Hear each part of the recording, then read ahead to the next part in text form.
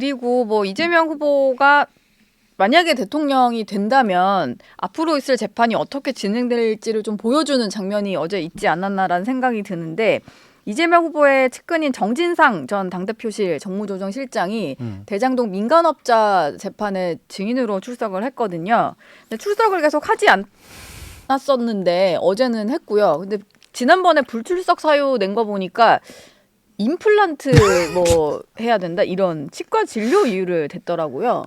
저는 진짜 놀랬어요, 정말. 예. 야, 정말. 임플란트도 좀 시급한 사안일 수는 있는데 뭐 흔한 일인지는 모르겠고요. 저는 어떤가요? 그 사유로 할 때 치과 관련된 사유로 연기 신청 내는 것도 못 봤을 뿐만 아니라 그걸로 또 허가가 나가지고 이게 재판이 연기되거나 이런 건 본 적이 없거든요. 그러니까 이거는 예. 사유로 법원에 낼 수 있다고 감히 생각할 수도 없는 사유였는데 네. 그 예약 일정 바꾸면 안 되나요? 그러면 두 개가 날짜가 이렇게 겹치면 그러면 치과는 유지하고 법원 재판을 미뤄요? 어떻게 이제 우리나라가 이렇게 됐나? 네. 정말 놀랬습니다. 이제 예. 법원은 치과의 권위에 굴복하시면 돼요. 이제 그럼 돼요. 이제 법원은 이제 자존심도 치과 예약이 우선이었다. 그러니까요. 네. 아. 법원의 재판 일정보다. 어쨌든 그래서 어제 출석을 하긴 했는데요. 이번에는 출석해서는 증언을 전면 거부를 했거든요. 판사가 계속 이제 뭐 따져 묻고 뭐 이런 과정도 있었다라고 하는데 얘기를 안 했고 또 이런 말을 했다고 해요. 어떤 증언을 해도 언론에서 비틀어서 쓴다라고 했다는데 사실 재판 과정은 이제 법조를 출입하는 기자들이 재판정 안에 들어가서 듣는 대로 기록을 하고 녹음이나 이런 건 못하니까 그쵸. 듣는 대로 막 적어 나와가지고 쓰는 거거든요. 그러니까요. 저도 그래서 기자분들이 아예 생생하게 그냥 날 것 그대로 기사 전에 받아 적은 거 본 적이 있거든요. 거의 뭐 속기사 수준으로 다 받아 적던데요. 네, 막 그게 되게 중요한 능력이에요, 기자들의. 그러니까 이걸로 어떻게 실시간으로 다 쳤을까 싶을 정도로 뭐 검사 뭐뭐뭐뭐뭐 재판장 뭐뭐뭐뭐 이렇게 전부 그냥 그대로 토시 하나 안 빼고 다 적더라고요. 중간중간 그 표정 묘사도 하잖아요. 있죠, 예. 있죠. 잠깐 하늘을 바라봤다. 이때 이런 한숨을 식으로. 쉬며 고개를 떨구고 뭐 막 이러면서 네. 뭐 이재명 대표가 정진상을 째려보면 예. 유동규를 째려보면 뭐 네. 이런 거 있잖아요. 막 쭉 이렇게 나오는데 근데 그거에 대해서 불만을 가질 것 같으면 도대체 뭐가 어디가 어떻게 나갔다 뭐 이런 것도 없잖아요. 네. 그럴 뿐만 아니라 어제도 보니까 뭐 인터뷰를 직접적으로 할 기회를 이렇게 발언 기회를 줬는데도 다음에 합시다 이러던데요. 그러니까 본인이 하고 싶은 말 있었으면 하면 네. 됐을 텐데 네. 정작 자기가 해야 되는 말을 피하기 위한 용도로 언론을 언급한다라는 것도 납득하기는 어려울 뿐만 아니라 더더욱이나 납득이 안 되는 게 그걸 증언을 거부하기 위한 이유로 삼는 거는 말이 안 되는 거거든요. 네. 증언이라는 거는 법정에서 재판을 위해서 하는 거고 판사가 필요하다고 생각해서 증인으로 채택을 한 거고 예. 그럼 판사가 증인으로 채택한 거에 대해서 도전하는 건가요? 궁금한 게 있으니까 공방 벌이면서 내가 실체 진실을 확인하기 위해서 당신 발언하는 걸 보겠습니다라는 건데 그게 건너서 언론에서 어떻게 나갈지 그거 걱정해서 내가 당신 재판에 대해서도 응할 수 없다 이게 되는 거잖아요. 네. 증언 거부 사유도 아니에요 그런 거는. 앞으로 이게 이재명 전 대표, 이재명 후보도 재판이 꽤 많이 남아 있는데 측근들도 지금 이렇게 하는 걸 보면 대선 전까지 잡혀 있는 재판들이 제대로 진행될 수 있을까? 이런 생각도 좀 들어요. 너무 참담해요 저는. 예, 이재명 후보도 보니까 꽤 많은 대선 전에 나가야 되는 재판들이 많이 있더라고요. 그러니까요. 근데 이게 여태까지의 진행 과정 다들 보셨을 거 아니에요. 근데 어떤 사람이 다 똑같죠. 근데 어떤 자리나 뭐 직업을 가졌을 땐 거기에 따르는 책임감이라는 거를 느끼고 그거에 맞게 행동을 하잖아요. 네.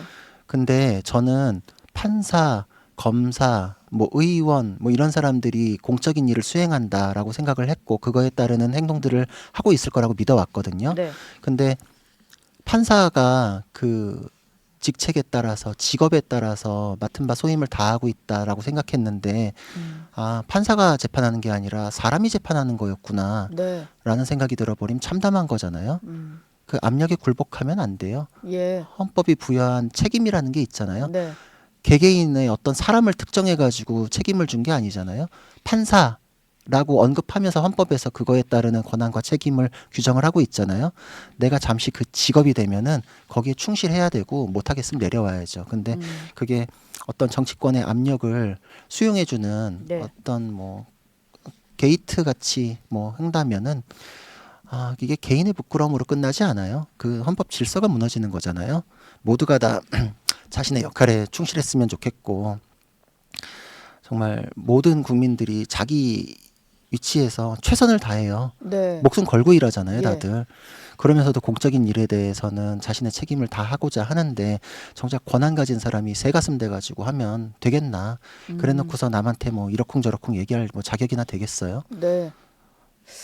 이거 좀 말을 새기셔야 할 것 같은 그런 말씀을 좀 주셨습니다. 마지막으로요. 이재명 후보의 어떤 공약과 관련된 얘기를 해볼게요. 아직 민주당에서 공약 차원으로 뭐 발표한 건 아닙니다만 아마 이 수순으로 갈 것 같아요. 이재명 후보 같은 경우는 이제 21대 대선 후보 시절부터 예산 편성 권한은 기재부에서 분리하는 게 바람직하다. 그러니까 너무 무소불위의 권한을 행사하니까 예산 편성 권한에 대해서는 좀 이제 기재부에서 분리를 시켜야 된다 이런 생각을 가지고 있는데 실제로 대통령실로 뭔가 가져오고 기재부는 그냥 예산 집행 정도 하는 기관으로 두고 뭐 이런 방안이 조금 구상이 되고 있는 것 같더라고요. 근데 예산 편성 권한이라는 게 기재부에 있다 보니까 관료들은 사실 재정 건전성에 되게 좀 중요하게 생각하다 보니까 대통령실이랑도 충돌하기도 하고 뭐 이런 게 좀 있었거든요. 그래서 예산을 막 이렇게 편성하려고 하는데 제동 걸기도 하고. 근데 이렇게 이재명 후보의 구상대로 된다면 예산도 마음대로 대통령이 휘두르게 되는 거라서 견제가 전혀 안 될 것 같다는 우려가 있어요. 그 가져와야 되는 논리가 기재부가 무소불위의 권한을 갖고 있어서 대통령실로 갖고 온다는 거예요? 권한이 너무 좀 기재부 많다. 권한이 커서 대통령실에 그 권한을 갖고 온대요. 네. 그 얘기하면서 안 부끄러운가? 그게 말이 되나요?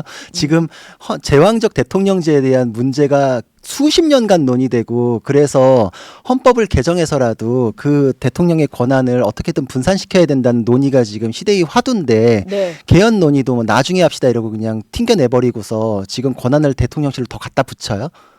그게 지금 이 시대 정신하고 맞나요? 그리고 기재부가 그런 권한을 갖고 있어서 문제였다 그럼 대통령실로 갖고 오면은 더 문제 아닌가요? 알렉시스 토코빌 같은 경우에 절대 권력은 절대 부패한다 그러는데 권력을 더 절대 뭐 반지처럼 이렇게 만드는 거잖아요. 예. 그 절대 권력을 통제하기 위한 게 헌법이다라고 그래요. 그 베리 골드워터가 한 얘기인데 헌법 시스템의 이 지금 상황도 87 체제가 지금 너무 이게 대통령의 집중된 권한을 견제할 수 있는 장치가 부족하다라고 하는데 네. 그걸 더 갖다 붙인다? 그럼 기재부의 그 막강한 권한이라는 거 기재부 욕하던 그 논리가 그럼 대통령실로 더 가야 되지 않나요? 근데 어떻게 그걸 갖다 붙일 수가 있죠? 예. 그리고 더 문제가 네. 기재부는 관료들이잖아요. 재정 건전성을 따져서 예전에 문재인 정부 때 그 안에서도 그나마 견제를 조금이라도 했던 게 김동연 부총리나 홍남기 부총리나 이거 이러다가 재정 빵꾸 난다라고 해서 그 트러블이 있었던 거 우리가 예. 봤잖아요. 네. 그러면은 그 과정에서 야 행정부 안에서도 저런 목소리가 나오면 이거 위험한 거 아닌가라는 국민들이 생각이라도 가질 수 있죠. 네. 근데 대통령실로 갖다 붙이면 그냥 일사천리 아니에요? 그리고 그거에 대해서 지역화폐 예산 이런 건 뭐 다 그렇죠. 집행인데요. 그냥 바로죠. 왜냐면은 그거에 대한 견제할 수단이 아무도 없어요. 그러면은 대통령이 결정하면은 그냥 그대로 편성되는 거고 국회 지금 민주당 갖고 있는데 그럼 일사 프리패스잖아요. 완전히. 예. 지금 이 상황에서 이게 권한마저도 갖다 붙인다. 더 융합한다라는 건 융합이라는 건 다른 말로는 견제와 균형이 없다는 뜻이잖아요. 네. 이건 상권 분립하고도 맞지 않죠. 이 축이 점점 무너지는 건데 따져 보세요. 경제 관료는 그 예산 남아돈다고 해서 자기 집으로 가져가서 자기가 쓰는 거 아니에요. 예. 자기 인기 올리는 거 아니에요. 하지만 정치인은 다르잖아요. 내가 공약 내질러고서 그거에 뒷받침하는 거 빵빵 하면은 그래서 포퓰리즘이 무섭다는 거거든요. 그래서 경제 관료가 그거에 대해서 안방 살림을 체크하라는 거고 여태까지 시스템이 그랬는데 이재명 대표는 사실 경제 잘 모르잖아요. 네. 예전에 뭐 우리나라도 기축통화국 포함된다고 뭐 이런 얘기해서 논란됐었고 이거는 사실 한 고등학생 수준에서도 저게 무슨 얘기야 막 이러고 놀랬던 뭐 그 정도 네. 얘기들이 놀랬던 나왔었는데 지난 토론회가 생각나네요. 그렇죠. 그 충격이 아직 가시지 않은 마당에 예. 예산 편성권이 어떻게 거길로 갖다 붙을 수 있는 건가? 또 한편으로 정치적으로 따져보면은 기재부를 정치인들이 싫어하는 거는 자기들이 뭐 이렇게 추진하고자 하는 거에 대해서 예산과 관련해 가지고 빡빡하게 구니까.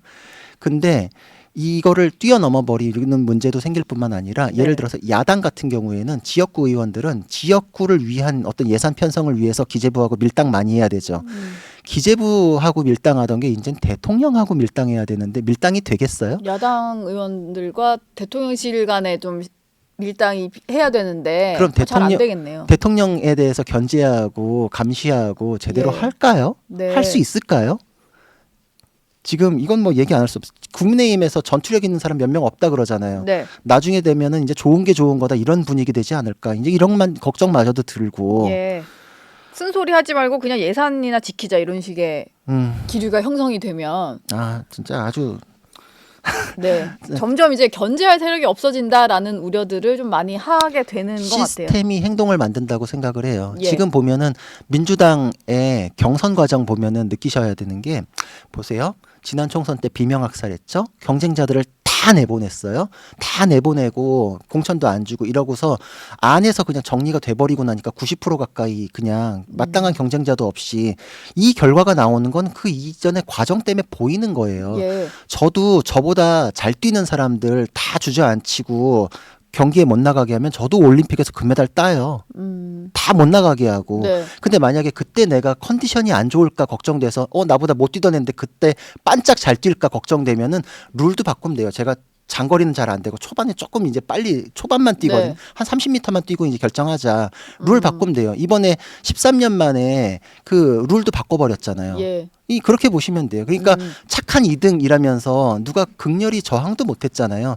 지난 경선 때는 대장동 이슈라도 터졌죠. 격렬하게 하다 보면 경선 이번에 다들 진짜 착해져 버렸죠. 네. 착하게 누구 다들 기준으로 착한 2등 경쟁하느라고 뭐 별 이슈가 없었네요. 정선에서. 친명계에서 그런 시스템을 만든 거잖아요. 네. 그러면은 이게 이제 나중에는 야당마저 착해질 수 있어요. 이렇게 되면 예. 그게 너무 무서운 거예요. 그게.